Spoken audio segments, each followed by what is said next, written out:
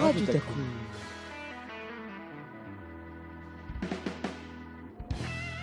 Bonjour à toutes et à tous, vous écoutez Radio Takoum. Aujourd'hui, émission exceptionnelle, dernière émission de la semaine de la radio, et nous avons comme thème la radio. Nous allons nous intéresser à l'histoire de ce média, à celles et ceux qui y travaillent, journalistes, ingé-son et même animateurs, puisque pour terminer cette émission et cette semaine de la radio, l'animateur d'énergie Koé sera avec nous. Mais pour commencer, je vous le disais, nous allons découvrir l'histoire de la radio. Je vous laisse écouter Lola sur Radio Takoum. Radio Taku.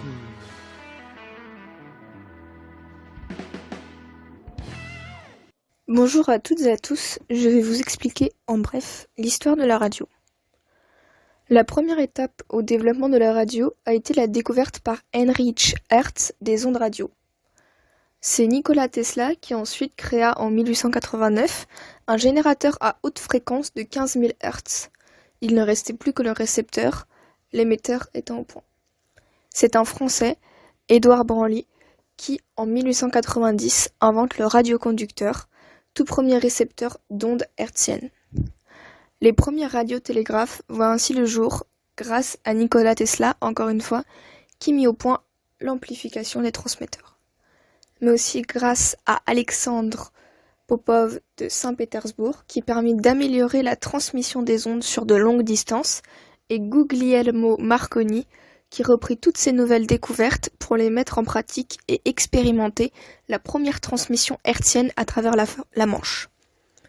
En 1900, le Canadien Fessenden, ancien collaborateur de Thomas Edison, a développé la transmission par modulation d'amplitude de son et de voix, AM.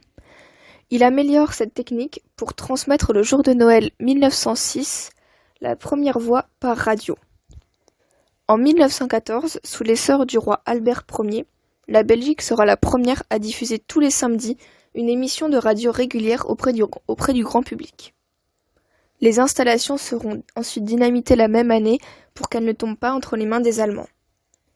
Il faudra attendre les années 1920 et 1930 pour voir les premières stations de radio grand public émerger à travers le monde, avec notamment la naissance de Radio Tour Eiffel en 1921. L'arrivée des transistors en 1954, inventés en 1947 par les Américains John Bardeen, William Shockley et Walter Breiton, individualise l'utilisation de la radio que l'on peut désormais écouter sur la plage ou dans la rue, et remplace peu à peu les tubes pour laisser la place au circuit intégré. La radio moderne vient de naître. L'évolution de la radio se poursuit dans les années 80 et 90 avec la mémorisation des stations, l'affichage digital des stations, pour en arriver au podcast et aux radios internet dans les années 2000. Aujourd'hui, il y a des milliers de radios web aux programmations diverses et variées disponibles qui accompagnent les radios pionnières qui utilisent encore et toujours les bandes AM et FM. Les postes radio ont suivi cette évolution, les vieux transistors laissant la place à de véritables postes e-radio, arborant des designs ultramodernes ou vintage, selon les marques et des fonctionnalités toujours plus poussées pour se mettre à la page des nouvelles méthodes de diffusion. C'était Lola sur Radio Takoum. Radio Taku.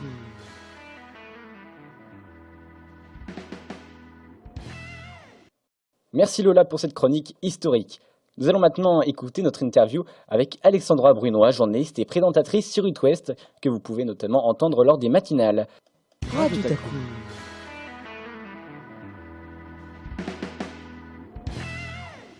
Alors, donc, la première question que je vais vous poser, c'est quel est votre parcours? Donc j'ai fait des études d'histoire en sortant du bac. J'ai un bac économique et social et ensuite j'ai fait des études d'histoire. Je suis allée jusqu'au master et ensuite j'ai toujours voulu en fait être journaliste et j'ai fait un master après mon master d'histoire, j'ai fait un master de journalisme européen.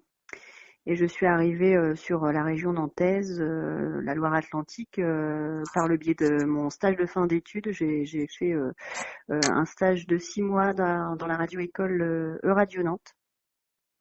D'accord. Et donc, j'ai appris la radio vraiment à ce moment-là, hein, parce que dans mon cursus universitaire de mon master en journalisme européen, je n'avais pas vraiment beaucoup d'expérience professionnelle. Donc, les 6 mois à Radio Nantes m'ont permis d'apprendre la radio du début jusqu'à la fin, hein, du montage de l'interview, de la présentation des flashs, à la création de reportages et de chroniques.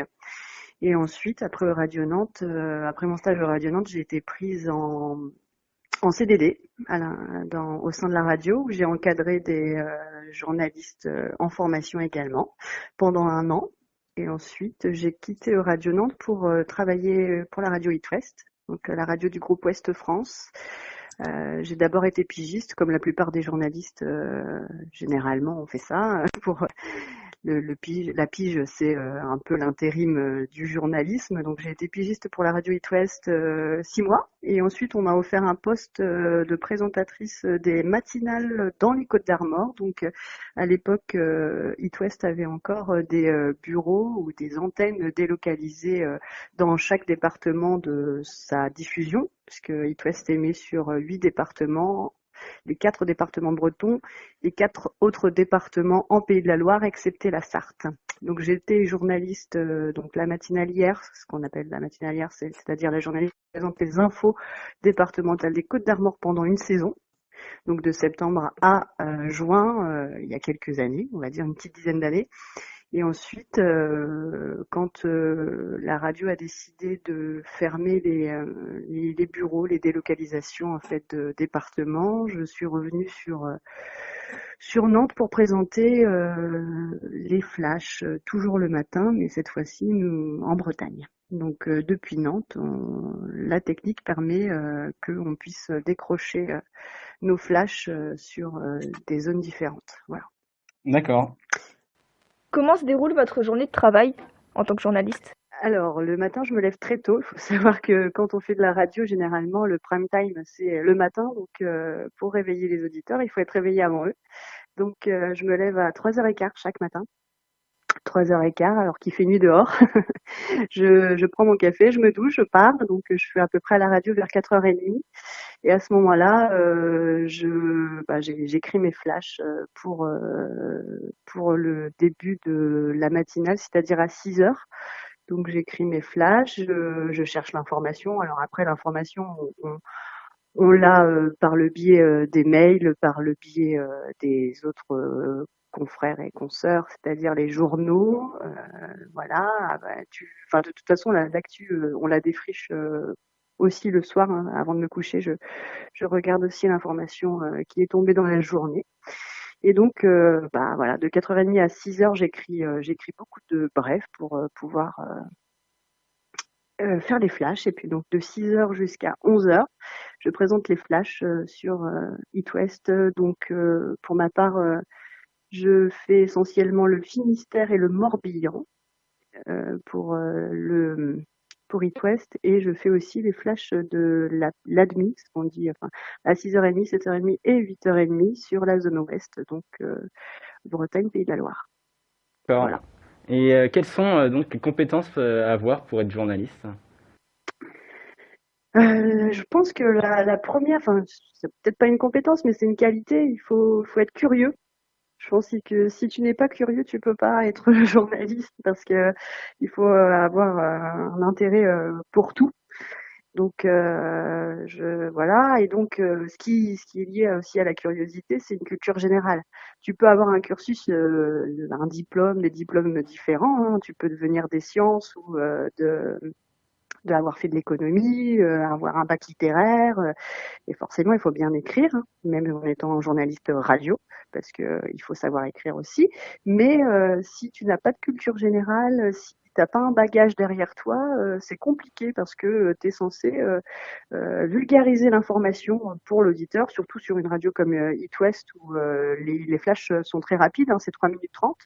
Donc il faut pouvoir vulgariser l'information, c'est-à-dire que ça soit simple à comprendre pour l'auditeur, et c'est beaucoup plus facile d'écrire facile ou simple en ayant une bonne culture générale. Donc, je pense que c'est une des qualités primordiales pour le journaliste. Et puis bon, ouais, effectivement, bien savoir écrire et ouais, si on veut devenir journaliste, je pense qu'il faut aimer lire, aimer écrire et puis s'intéresser un peu à tout. D'accord. Et qu'est-ce que vous aimez dans ce métier selon vous? Quels sont plutôt les points négatifs aussi? Les points négatifs, ben, moi j'aime parce que j'adore faire ça, mais il faut avoir envie de se lever tôt le matin, hein, parce que quand ton réveil sonne à 3h15 et que tout le monde dort à la maison et que tout le monde dort dans la rue, et voilà, tous les matins il faut pouvoir se lever, donc il faut aimer se lever tôt. Et les points négatifs, enfin, moi j'en vois pas beaucoup parce que je suis passionnée de mon métier, donc à part se lever tôt, je dirais, j'ai pas trop de. Ouais, après, il faut aimer aussi bouger parce que parfois on va sur le terrain. Donc, si tu aimes pas bouger, bah forcément, tu vas pas apprécier ça. Mais je pense que pour moi, c'est un métier passion. Hein, donc, j'ai pas vraiment de défaut à donner à ce métier. C'est un média qui évolue. Comment la voyez-vous dans le futur, dans les prochaines années? Ah, ça, c'est la grande question du moment. Hein. Je pense que la radio va évoluer encore avec son temps, avec les podcasts, notamment sur des plateformes en streaming comme Deezer ou bien Spotify. Je pense qu'on va réécouter énormément par le biais de ça. Il faudra aussi que la RNT, le DAB+, permettent aussi d'écouter la radio plus facilement par le biais des voitures. Voilà. Après, le télétravail, on l'a bien vu avec le confinement, induit de fil en aiguille moins d'écoute de la radio le matin. Hein. On a la chance d'être normalement le média qui est écouté le matin en voiture, en amenant les enfants à l'école ou en partant au travail ou même sous la douche. Mais ça sera peut-être plus le cas prochainement. Donc il faut toujours se renouveler, il faut toujours trouver des des choses qui permettent d'évoluer. Donc ouais, moi je pense que le podcast peut être une bonne solution. Après, il y aura certainement d'autres choses, de nouvelles innovations qui vont arriver sur le marché et on verra avec le temps. Merci. J'aurais une dernière question. La crise sanitaire actuelle modifie-t-elle votre travail? Et surtout, si c'est le cas, qu'est-ce qui change? Bah, oui, forcément, la crise sanitaire a modifié notre travail de par déjà le port du masque. Nous, on a la chance à la radio de ne pas le porter quand on parle au micro, parce qu'on a souvent des cabines dédiées, individuelles, donc ça permet de ne pas avoir le masque. Ou quand on est en studio tous ensemble, on a mis désormais des parois en plexiglas qui permettent de pas d'enlever son masque. Après, la crise sanitaire, ça a aussi eu des effets comme n'importe quelle entreprise en France sur la réduction du temps de travail et donc on a eu à faire face à des périodes de chômage partiel. Donc il faut s'adapter. Dans ces cas-là, généralement, ton poste est mouvant, même si tu n'es pas au chômage partiel, ben tu fais pas forcément la présentation des flashs, tu passes en reportage, tu vas faire des chroniques ou tu changes d'horaire. Par exemple, moi j'ai fait aussi les infos le soir au lieu de faire le matin. Il faut en fait toujours s'adapter. Et la crise sanitaire, ça prouve ça aussi encore plus. Le métier de journaliste, on s'adapte en fait. C'est un poste, enfin multitâche, moi j'appelle ça toujours, parce que en fait, il faut passer de la présentation des flashs au reportage, à l'interview, en passant par plein de biais, hein, l'enrobé, le son court. Enfin, il faut aimer faire plein de choses différentes et s'adapter à chaque moment. Et cette crise sanitaire a été là aussi pour prouver encore plus ça.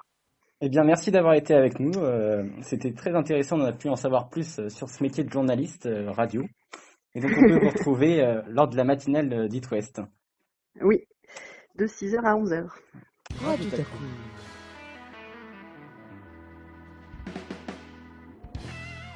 Merci encore à Alexandra Bruno d'avoir été avec nous.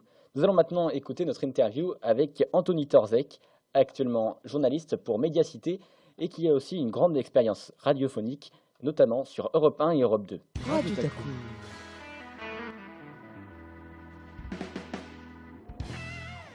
La première question qu'on souhaiterait vous poser, c'est quel est votre parcours? Alors, mon parcours, je vais le remonter, si vous le voulez bien, au collège et au lycée. Moi, j'ai commencé avec un parcours plutôt chaotique, puisque je faisais partie des élèves un petit peu perturbateurs dans mon collège dans le nord de la Loire-Atlantique. On va dire que le système scolaire n'était pas tout à fait adapté à moi, ou moi pas adapté au système scolaire. Et donc, lorsque dans les années 80, 1980, j'étais au collège et que les radios locales commençaient à émettre en FM, puisque avant les années 80, il n'y avait pas de radio locale, eh bien, j'ai commencé à être passionné par ces radios locales et je me suis dit, tiens, c'est ça que je veux faire. Sauf que lorsque je disais ça à mes professeurs, ils n'y croyaient pas trop. Et ça m'a boosté, en fait, pour ma scolarité. Ensuite, je me suis vraiment accroché pour pouvoir faire ce métier. Après des études commerciales, parce qu'on m'avait envoyé dans ce type d'études étant plutôt en échec scolaire. Non pas que les gens qui sont en études commerciales sont en échec scolaire, mais moi c'est pas ce que je voulais faire et qu'il fallait quand même trouver quelque chose, et donc on m'avait trouvé ça. Sauf que c'était pas ma motivation première. Et lorsque j'ai pu avoir mon bac, et ensuite un BTS action commerciale, après j'ai fait une licence de communication, et ensuite je suis rentré à l'école de journalisme, et là j'étais plutôt fier, après avoir eu un parcours un petit peu difficile, d'arriver à avoir mon objectif d'être journaliste radio. C'est comme ça que j'ai commencé en tant que journaliste radio dans les années ensuite 95-96. Et on voudrait savoir comment se déroule une journée de travail. Alors ça dépend vraiment dans quels médias tu travailles, car il y a des médias qui sont sur l'actualité chaude. Je pense en particulier à la télévision ou à la radio, où là ça peut commencer très tôt le matin pour une radio locale par exemple, ou même pour une radio nationale. J'ai pu travailler aussi à Europe 1 par exemple. Eh bien, on se lève assez tôt pour présenter les journaux du matin lorsqu'on est de présentation de journal, donc on peut se lever à 5 heures. Et puis ensuite, on prépare son journal, ou un premier journal à 7 heures. Enfin, vous imaginez que pour ceux qui commencent à 5, c'est commencer la journée plutôt à 3 heures du matin. Donc on prépare on commence par écrire le journal, et puis ensuite on passe à l'antenne pour présenter ce journal. Et puis en radio également, lorsque l'on est en reportage, eh bien, la journée peut commencer plus tardivement et passer la journée donc à faire des sujets pour les journaux ensuite de la journée. En revanche, si vous travaillez comme moi, site internet d'investigation en local, là c'est complètement différent, puisque on va avoir un rythme à peu près plus normal entre guillemets, avec on va commencer la journée entre 8h et 9h, et puis pour se terminer vers 17-18h avec des reportages, des interviews, etc. tout au long de la journée. Alors, j'ai une autre question. C'est en fait, qu'est-ce que vous aimez dans votre métier et quels sont par contre les points négatifs? Alors, ce que j'aime avant tout, c'est la rencontre. On a la chance de faire un métier où l'on peut rencontrer des gens extrêmement différents sur des sujets très différents. Chaque jour, on peut aborder des sujets qui sont vraiment liés à l'actualité, et quand on n'est pas spécialisé, comme je le suis, puisque je traite de tous les sujets d'actualité, on peut passer d'un sujet à l'autre. Et donc, je trouve que c'est très enrichissant, à la fois personnellement, puis pour les rencontres que l'on peut faire, puisqu'on peut rencontrer de la personne qui va être peut-être sans domicile, migrant, de grandes difficultés, jusqu'à des responsables politiques, des responsables économiques, des gens qui ont un certain pouvoir. Et cette, je dirais, cet éventail assez important fait que on peut apprendre beaucoup de la vie qui nous entoure et des gens. Donc ça, c'est vraiment pour moi le point le plus positif. Le point négatif, c'est que on nous demande, comme dans je crois beaucoup de métiers aujourd'hui, on nous demande de faire de plus en plus vite sur des médias très différents. C'est-à-dire que lorsque j'ai commencé moi à travailler, on était soit journaliste radio, soit télé, soit presse écrite, et aujourd'hui on est obligé de tout faire, d'être sur tous les médias à la fois. C'est-à-dire que quand vous êtes en reportage, vous allez faire un petit tweet, vous allez ensuite faire un petit sujet pour le site internet, ensuite un sujet plus long pour le média pour lequel vous travaillez. Donc tout ça fait qu'on est obligé de travailler plus vite, et puis parfois, comme tout métier d'ailleurs, hein, quand on travaille vite, on travaille pas toujours très bien.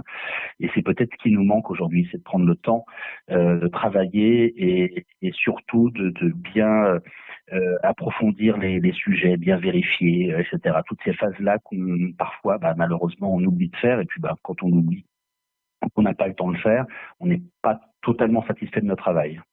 Ok. Et du coup, on se demandait quelles sont les compétences pour vous que doit avoir un journaliste. Alors la première, je crois que c'est la curiosité, hein. Alors non pas savoir ce que fait la voisine ou le voisin, mais c'est une curiosité intellectuelle, c'est à s'intéresser en fait à tous les sujets, même s'il y a des sujets parfois qui, comme tout dans la vie, hein, nous intéressent pas plus que ça, mais on est obligé de s'y mettre en tant que journaliste pour essayer de comprendre les choses. Donc une curiosité qui nous amène à traiter de sujets très, très différents avec des gens différents. Donc il faut pouvoir être ouvert à, à tout. Et puis aussi, je pense, dans les qualités, c'est une qualité relationnelle aussi. Il faut pouvoir s'adapter aux personnes que l'on a en face de soi pour des interviews, aller à la rencontre des gens et donc de ne pas avoir peur d'aller justement à la rencontre des gens parfois très éloignés de notre milieu. Vous nous parliez tout à l'heure de Twitter, des réseaux sociaux. Comment voyez-vous en fait le média qu'est la radio dans le futur, dans les prochaines années? Alors, pour moi, je pense que la radio va toujours exister, en tout cas je l'espère, mais j'ai quelques appréhensions puisque lorsque je discute avec la génération des collégiens ou des lycéens, aujourd'hui ils sont de moins en moins sur la radio et il y a vraiment une évolution. Moi je me souviens que lorsqu'il y a 10-15 ans, j'intervenais devant des classes en parlant de la radio, eh bien, on pouvait me citer certaines radios que les jeunes écoutaient, par exemple. Et aujourd'hui, lorsque je me déplace dans les collèges et je discute avec les jeunes ou même des gens de mon entourage, je m'aperçois qu'ils ne sont plus à l'écoute des radios. Ils sont sur YouTube, sur Snapchat, sur les différents réseaux sociaux qu'ils affectionnent particulièrement et de moins en moins sur la radio. Donc j'espère que c'est juste une question de maturité, qu'ensuite ils viendront après la radio, puisque je trouve que c'est un média qui est assez fabuleux, puisque on peut, grâce à la radio, faire d'abord atteindre tout le monde gratuitement, et puis ensuite c'est un média d'accompagnement, c'est-à-dire que vous pouvez très bien être dans votre voiture à écouter la radio, vous pouvez préparer la cuisine en écoutant la radio, enfin c'est un compagnon de route, je trouve très intéressant et qui permet aussi d'aborder des sujets en donnant à imaginer. Donc, contrairement à la télévision où on vous donne des images, là on vous donne du son, donc on peut imaginer plein de choses derrière aussi, et puis on peut développer aussi des informations plus que qu'en télévision. Donc voilà, j'espère, même si j'ai quelques inquiétudes là. Radio Taku.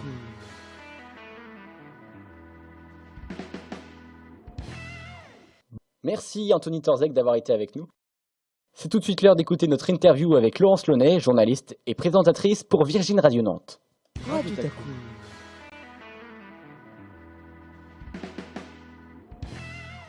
Radio Taku.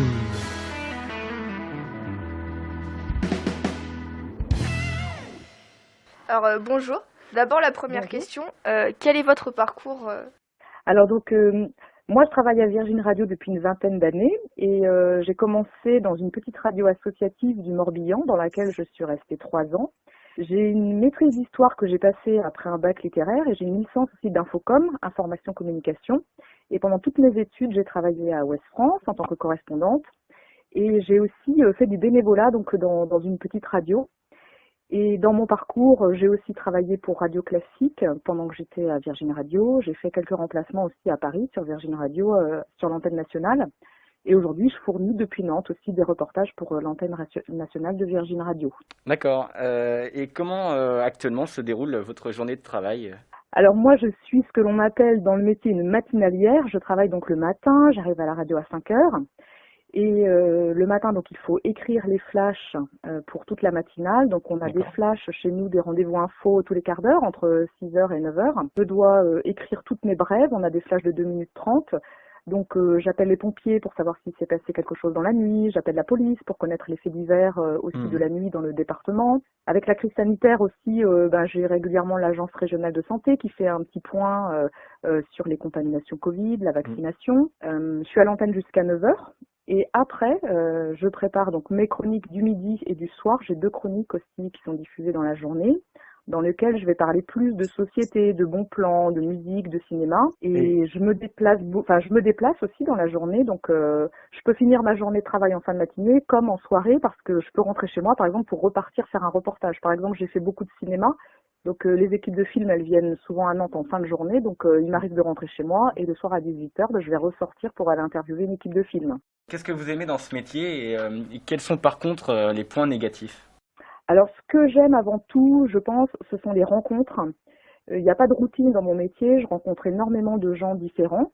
Par exemple, cette semaine, j'ai interviewé une prof d'un lycée de Carquefou, elle est malvoyante, elle vient d'écrire un livre que je recommande d'ailleurs, c'est L'ombre du Santal. Et dans l'interview que j'ai faite avec elle, elle m'explique tous les outils qui peuvent aider les malvoyants à lire. Et c'est ce que j'aime en fait dans ce métier. J'ai aussi rencontré par exemple cette semaine une comportementaliste pour les chats. Elle m'explique comment on peut télétravailler avec son chat, parce qu'on a vu pas mal de petites vidéos, de photos sur les réseaux sociaux depuis quelques temps. Je suis aussi allée interviewer un jeune homme à Nantes là qui vient d'ouvrir une station de lavage de voitures, une station écolo. Et c'est ce que j'aime. Voilà, c'est ce que j'aime, c'est les rencontres.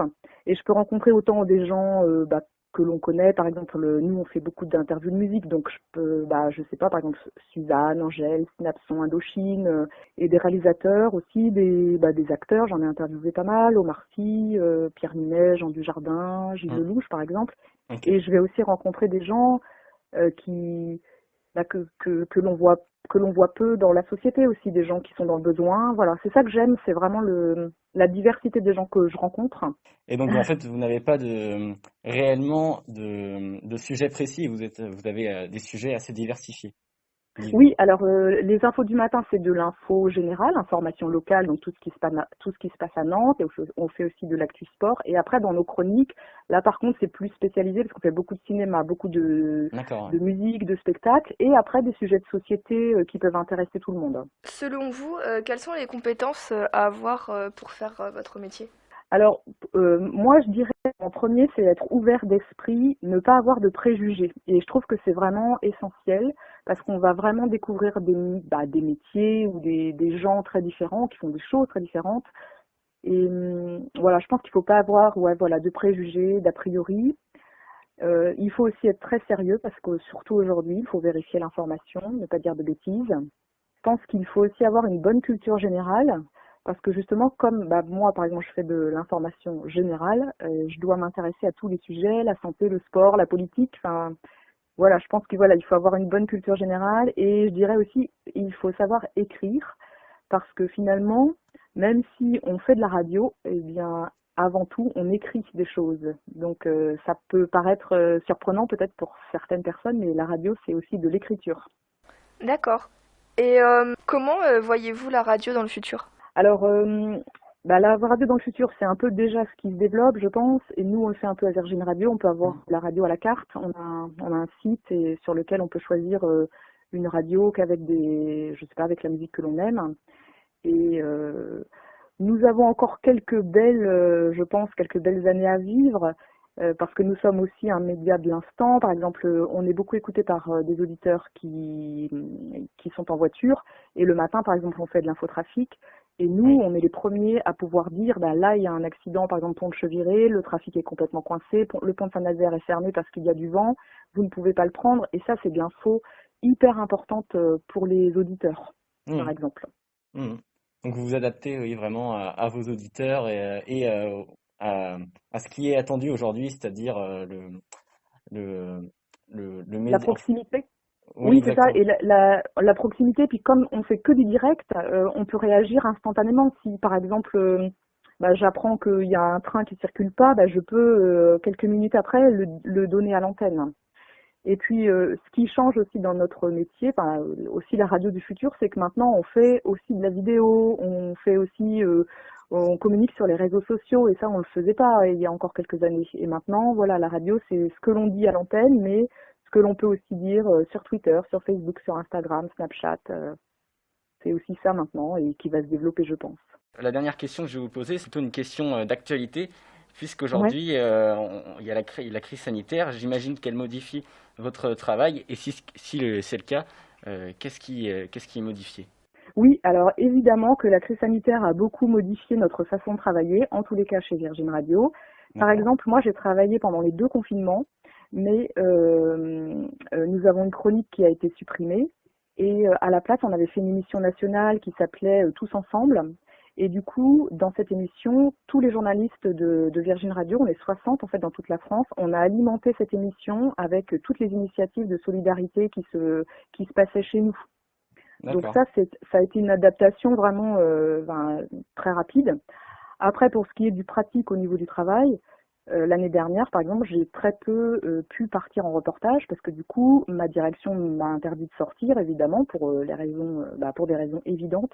Donc du coup, j'ai fait beaucoup d'interviews par téléphone et en visio aussi.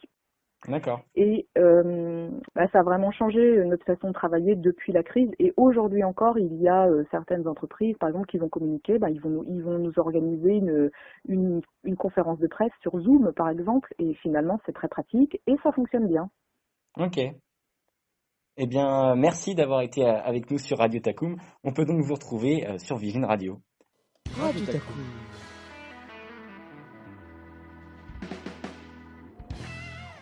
Merci Laurence Launay pour cette interview. Nous allons maintenant passer de l'autre côté, du côté technique, et rencontrer Colin Sicre, ingénieur du son pour France Bleu. Radio Taku.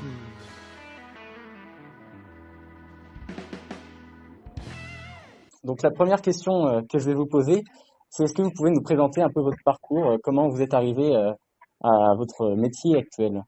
Alors, moi, dans un premier temps, j'ai sorti de mon bac, donc j'ai fait un bac ES, éco. J'ai pas fait un bac scientifique pour le coup, alors que c'est vrai que en général pour aller dans cette filière-là, on fait un bac scientifique. Ensuite, je suis rentrée dans une école qui s'appelle 3IF à Bordeaux. C'est une D'accord. école donc audiovisuelle, et moi j'étais dans le cursus son parce que je voulais vraiment faire du son. Et puis en fait, c'est en 3e année, on nous demandait une spécialisation, donc soit musique, studio et live, soit cinéma, télé, radio. Et moi, j'ai préféré partir en cinéma, télé, radio, parce qu'il y a quand même plus de travail. Et donc voilà, je suis arrivée dans la radio en fait par rapport parce que j'ai fait des stages en radio et ça m'a plu et maintenant j'y travaille. Voilà. Du coup, pourquoi vous avez décidé de pas d'aller dans cette filière, mais de choisir ce métier en fait? Alors, je voulais travailler dans le son parce que je faisais de la musique. Et en fait, dans l'école, j'ai découvert donc le cinéma, j'ai découvert la télé et c'est des univers que je connaissais pas du tout avant. Mais D'accord. le seul milieu qu'on ne nous présentait pas à l'école, c'était la radio. Et moi, je me suis dit, je veux essayer la radio avant de faire un choix dans quelle filière vraiment partir, dans quelle direction m'orienter. Et j'ai choisi de faire mon premier stage de la première année en radio, justement pour découvrir la radio. Et en fait, ça m'a plu et j'ai continué. J'ai préféré la radio en fait à tous les autres secteurs que j'avais essayé avant. Et comment se passe en fait votre journée de travail? Quel est le programme de votre journée en tant qu'ingénieur son? Alors, ça va dépendre. Il va y avoir plusieurs vacations. Donc, en général, si je fais une journée classique, je vais prendre l'antenne à 9 heures. Donc, il y a un matinalier qui va faire d'abord l'antenne de 6 heures à 9 heures. Moi, par exemple, je reprends à 9 heures, je fais jusqu'à midi. De 9 heures à midi, donc je suis à l'antenne. Donc là, c'est vraiment devant la console, la technique pure. Et après, l'après-midi, il y a toute la production. Donc ça va être création de promos, de jingles, tout ce qui passe à l'antenne et qui est fait local. On peut enregistrer des émissions aussi l'après-midi. Et voilà, globalement. Après, je peux faire aussi la matinale. Donc, si je fais la matinale, je commence à 5h30, je prends l'antenne à 6h, jusqu'à 9h, et après de 9h à midi, c'est prod, pareil, on fait un peu de prod. Et après, il y a re-antenne de 16h à 19h. Voilà. Ok. Donc, il y a 3 vacations. Il y a la matinale, la matinée et l'après-midi, du coup. D'accord. Ok. Voilà. Du coup, en quoi la crise actuelle, est-ce que ça impacte du coup votre travail? Et si oui, qu'est-ce que ça vous change? Alors, oui, parce que moi, pour l'instant, je suis que CDD chez France Bleu. Donc, je remplace en fait dans toute l'Aquitaine. Je remplace je remplace les techniciens qui partent en, en, en vacances, qui sont en arrêt maladie. Donc, D'accord. sauf que ben là, en ce moment, avec la crise, il y a moins de travail parce que on peut être moins de techniciens présents à la radio. Mhm. Et forcément, qui dit moins de techniciens, dit bah, les remplacements. Enfin, quand il y a des remplacements, ils sont pas toujours. Les remplacements sont pas toujours. Enfin, les personnes qui partent en vacances, etc., ne sont pas toujours remplacées. Donc là, en ce moment, moi, j'ai du travail par rapport à un départ en retraite, mais sinon, c'est vrai que oui, c'est compliqué. Il y a beaucoup moins de. Ils prennent beaucoup moins de CDD en ce moment par rapport à la crise. Eh bien, merci d'avoir été avec nous sur Radio Takum et d'avoir répondu à nos questions. Avec Euh, plaisir. donc, on peut vous retrouver sur Instagram et sur YouTube aussi. C'est ça, Colline Sucre. Radio Taku.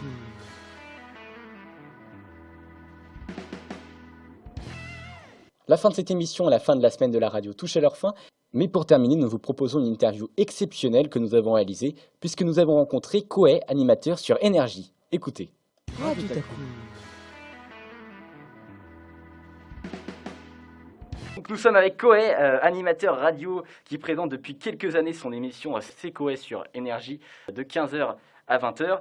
Pour commencer, eh bien, on va discuter avec vous de comment vous avez réussi à devenir animateur. Je voyais dans une interview que vous souhaitiez déjà enfant devenir connu, vous allez pouvoir me le confirmer. C'était un peu un rêve. Ouais, oui, en fait, c'était d'abord bonjour, Bonjour, oui. les gars.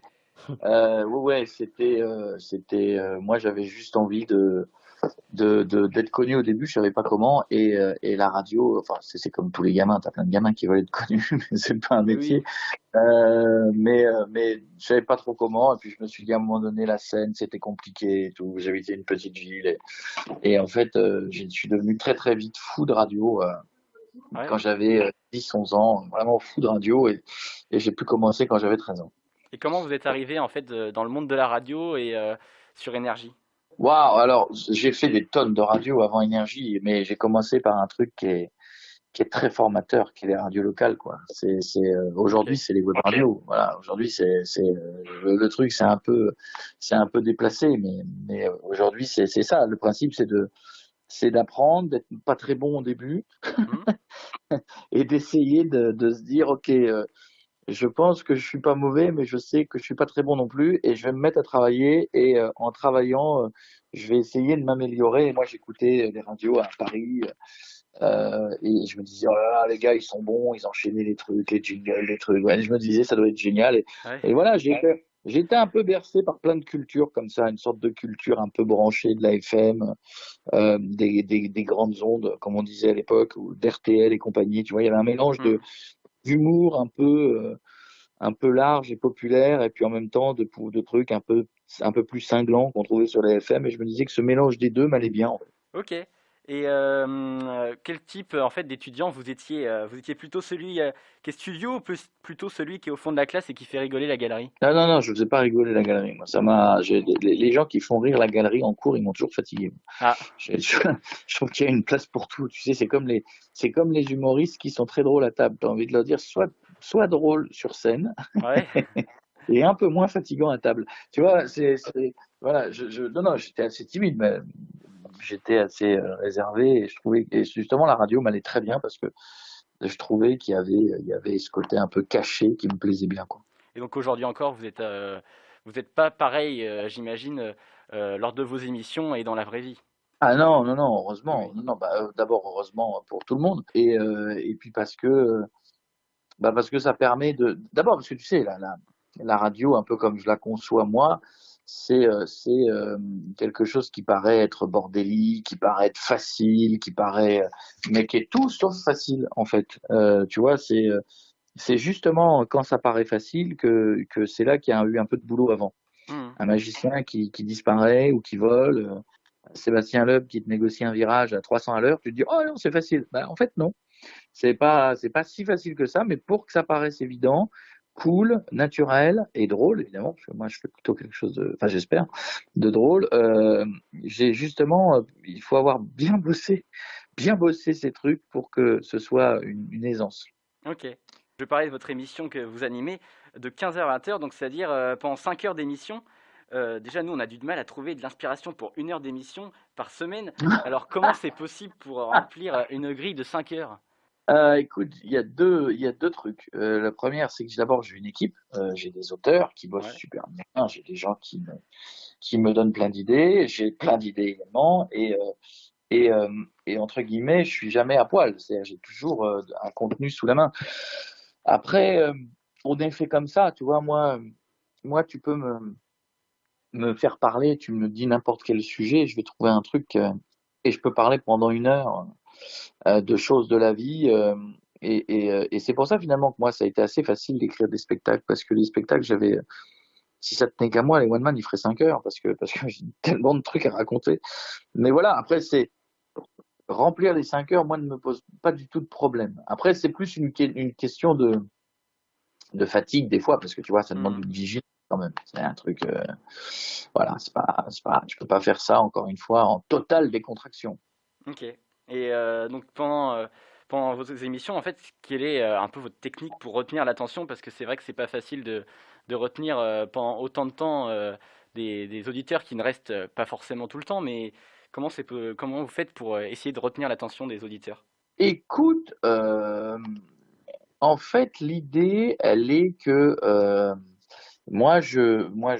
j'essaie à chaque fois de me dire que les gens ils viennent d'arriver, qu'ils n'ont pas écouté ce qu'il y avait eu avant, ce qui est dommage d'ailleurs, et qu'ils vont peut-être pas écouter ce qu'il y a après. Et tu sais, à la radio, tu as quand même encore des choses que tu n'as pas forcément. Enfin, tu te dis, tu en as de plus en plus en digital, c'est les pubs. Tu vois, Ouais. donc il faut quand même trouver un moyen aujourd'hui de dire aux gens, bah restez avec nous, il va y avoir 5 minutes de pub. Mm. Et déjà, tu mens sur le timing, hein. Tu dis dans 3 minutes alors que c'est 6. Si tu dirais je reviens dans 6 minutes, personne n'est là. Oui, comme Mais la fameuse phrase, je reviens dans 2 secondes, quoi. ah bah oui, non, non, mais voilà, moi c'est toujours 3 minutes, hein. Si tu écoutes mes émissions, tu verras, c'est toujours 3 minutes, alors que c'est jamais 3 minutes. Mais voilà, faut que tu leur donnes envie de rester, faut que tu leur dises que ça va être énorme, faut que tu leur dises que s'ils partent, ils vont rater un truc. Et surtout, quand tu construis une émission, faut construire chaque jour une émission différente, euh, où chaque jour, tu te dis, euh, il faut que j'aille chercher les gens, il faut que les gens viennent m'écouter aujourd'hui, sinon ils vont rater un truc. Ok. Et sinon, le reste du temps, en dehors de ces temps de diffusion, quel est votre emploi du temps? Bah, tu vois, là, je suis au bureau Ouais. et je gère les émissions, je gère le digital parce que on a à peu près 11 millions d'abonnés, tu vois, donc il faut quand même aller chercher ces gens. Et, euh, donc, tu vois, c'est te dire qu'est-ce qu'on fait comme vidéo, quand est-ce qu'on la met, c'est les équipes digitales, c'est les monteurs, c'est de bosser avec les régies, parce que parfois tu fabriques des vidéos sponsorisées ou parfois les clients te demandent, et puis c'est tous les autres projets qui vont autour de ça, qui sont les évolutions de demain, parce que j'ai toujours des trucs que j'ai envie de créer. Mais voilà, franchement, je te jure, c'est un énorme boulot là où les gens croient que c'est très très cool. Ouais. Et vous parliez du digital, vous étiez le premier à avoir diffusé vos émissions sur YouTube. Aujourd'hui, elles sont en live sur Twitch et en fait avoir un peu réinventé la radio pour plaire à des auditeurs de plus en plus branchés sur les réseaux sociaux avec le digital. Ce sont aussi les thèmes de la journée mondiale de la radio, l'innovation et l'évolution. Maintenant, comment pensez-vous que la radio va évoluer dans les prochaines années? Oh, je crois elle a déjà bien évolué, elle a déjà, mais elle va évoluer encore. Maintenant, on regarde les images. Maintenant, c'est normal pour les gens, tu vois, chez nous, de se basculer sur Twitch à 18 Hmm. heures, d'aller voir, d'aller reconsommer. Nous, on a des séquences, si tu veux, de la radio. On sait très bien qu'elles ont des durées de vie parfois beaucoup plus longues, parce qu'un sketch va pouvoir être sorti, va pouvoir être mis sur YouTube, il va avoir une durée de vie de 15 ans, et puis sur Insta, il va avoir une durée de vie d'une journée, et puis sur TikTok, on sait tous que bah, il vaut mieux pas mettre d'extrait de radio, parce que sur TikTok, tu sais, dès que t'es c'est comme Twitch d'ailleurs, quand tu es dans un environnement trop professionnel, ça n'amuse pas les gens, ils viennent pas là pour ça.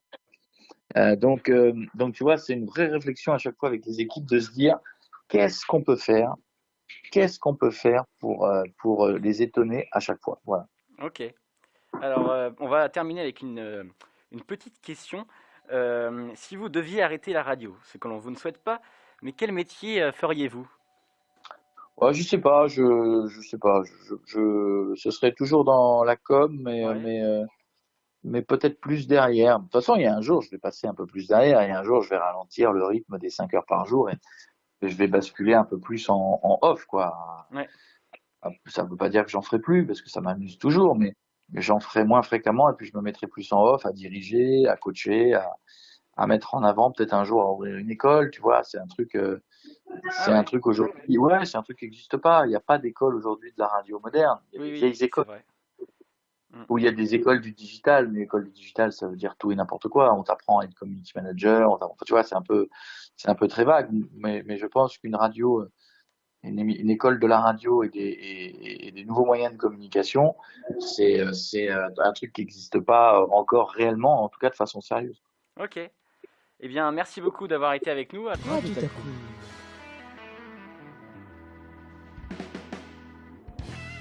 C'est la fin de cette émission. Merci à Koé d'avoir été avec nous. Merci à l'ensemble des professionnels du monde de la radio qui ont accepté notre demande d'interview. C'est aussi la fin de cette semaine de la radio 2021. Merci à vous de nous avoir écoutés. On se retrouve très bientôt pour de nouvelles émissions. À bientôt. Radio Taku. Salut, c'est Koé, et vous écoutez Radio Takoum.